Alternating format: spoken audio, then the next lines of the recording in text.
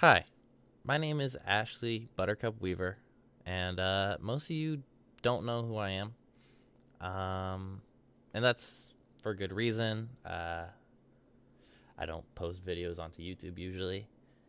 Don't stream on Twitch or anything like that, but I wanted to make this video today because I had a couple of thoughts going into some of the recent events in the Overwatch community, and I just kind of wanted to give my perspective on it. But before I do that, I guess I might as well introduce myself, give a little bit of my background. So I am in college. I play collegiate esports for my college. I'm a high diamond level player, which is not the greatest, but it's not horrible. I also coach 2 open division teams, both 3.8K rated. And I coach my free time. I do some media stuff. But yeah, and I'm transgender. That's a little bit of my background. About a year of experience in coaching. I've been playing the game almost since beta. And yeah. So I really wanted to have a conversation about this Ellie situation that has cropped up recently with a player by the name of Punisher pretending to be a girl on a fake account. Said account hit rank 4, and he had a girl, someone he knew, doing a voice and doing like talking to the team and doing like in voice chat and comms and that sort of thing. But it was a new account. It hit rank 4 on ladder, or it was the rank number 3 Doomfist in the country, and in light of some players leaving and needing people to fill roster spots and some players having played with this account, the NA Contenders team, Second Wind, and who is currently playing England in the playoffs for NA Contenders, decided to pick Ellie up, pick this account up. They decided, hey, pick you up. We need a sub. We need someone to fill this roster spot. And when it was announced, everyone was super excited. But there was some skepticism, and there was some justified skepticism. It was a new account. It was a low-level account, and suddenly this girl, at least what everyone thought was a girl, has just popped up out of nowhere. Low-level account, rank 4 on ladder. Who is this person? No one had heard of them.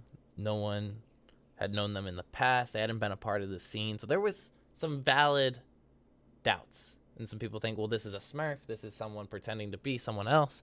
And there's some validity to that based on the facts.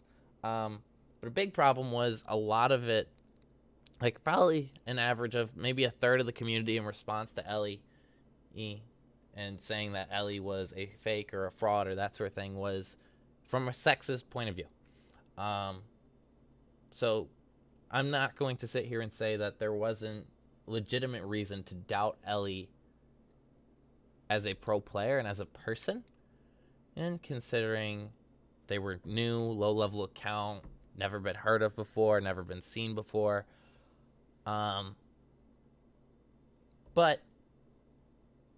harassment, comments on this person's Twitter when they made a Twitter, or that were of a sexual nature, that were sexist, misogynistic, haunt Overwatch, just threatened to dox her.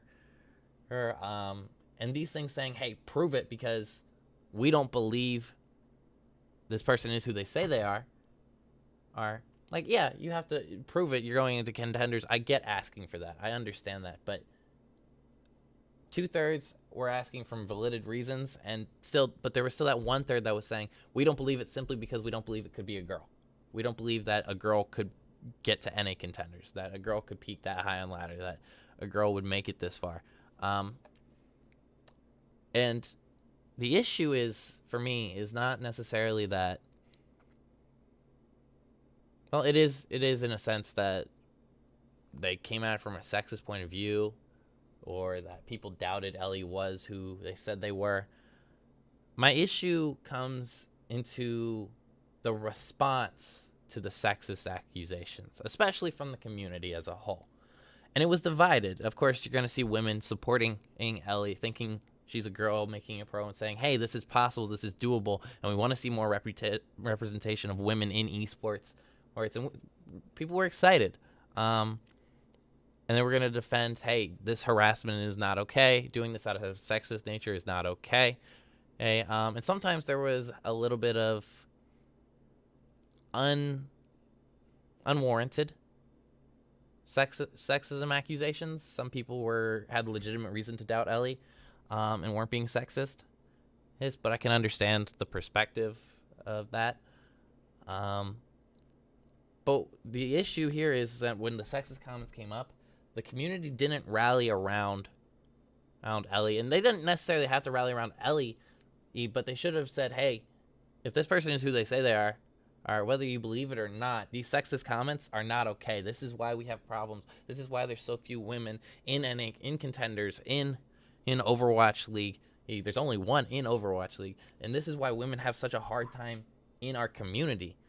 And the issue is at least for me personally, is that this should spark a conversation on what could we do to fix it so that women, when they go into ladder games, when they go into voice comms and people hear their voices, that there's not these sexual comments coming back, that there's not, hey, go back to the kitchen, or you're a boosted mercy main, or sexual sounds being made towards them just because they're a girl on video games. Overwatch has one of the biggest communities as far as women in video games in their community and in their player base out of most video games, especially for a competitive game, aim and first-person shooter. But it didn't spark that. Instead, you see these responses from pros, things like XD, just treating it like a meme, treating it like it's just some big joke, and just saying, like, move on, right? And that's not okay. You see the inherent sexism, the inherent problems in our community for Overwatch, and the response of people in the community, these big names, is, I knew they weren't who they said they were, or this is just a big meme, or, well, it's blah, blah, blah, blah, blah, blah, and this reason and that reason, and excuse, and defend my own skin and not make an actual statement saying, hey, yes, maybe this was a fake account. I understand that. But at the end of the day, the sexism we're seeing here, the sexism in these responses to Ellie being announced is an inherent issue that needs to be addressed. Yes, and we're not seeing that. And for me, for the community to seem to be taking this lightly and defending, like even going so far as to defend people who are making sexist comments, it's an issue. It's a big deal. And women have a tough time in competitive video games. There's such a standard for them that women aren't supposed to be good at video games, or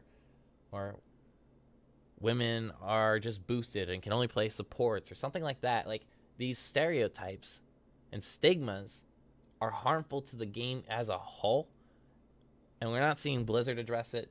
We're not seeing our community address it, especially when it becomes a big issue. And instead, we're blaming the women who are trying to support other women, saying, hey, when Grigori got pro, people were excited. The women were excited. We have a woman in esports. That's a big deal because there's so little female representation at high level esports. And it was a big deal, and people were excited. But when Ellie got announced, and then they decided to drop out a second wind, the argument was, well, the pressure to be the female messiah or this savior as the female contenders player was too much. As if that excitement for a female player in contenders was equal to the harassment that was actually coming on to who at the time what was thought to be a woman in the pro scene. And people saying, well, this would happen if it had been a guy. Well, not to the same extent, and it's never to the same extent.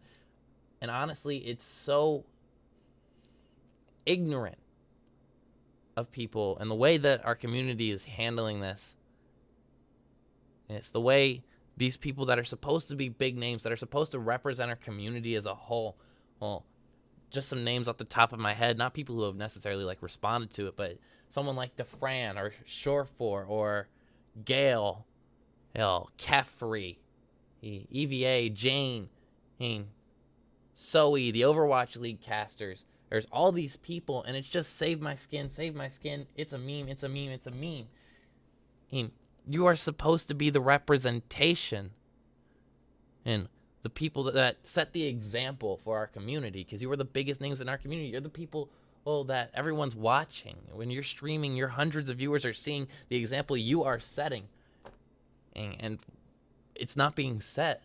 Our pro players think this is a meme. Our streamers think this is a meme, or trying to save their skin and not take sides, so they can save views. And at the end of the day, it's disgusting.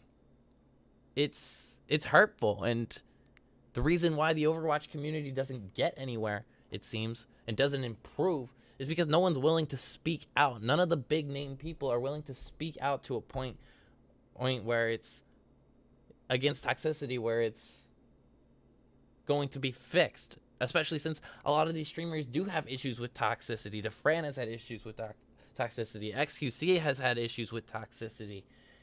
A lot of streamers are known for being semi-toxic. And that's an example that's being set. And it's not something we should be seeing from these people, the people that represent our community. And I guess I want to say that because someone's got to speak out, and I know no one knows who I am, and most people won't watch this video, but something has to be said, and if I have to be the one to do it, then I will. Whether it hurts my future in a career in esports, especially in Overwatch, but something's got to change, and if we're not willing to do that, then what's the point of being a part of a community? I don't know. That's just some of my thoughts, some of my perspective on it. Yeah. Thanks for listening.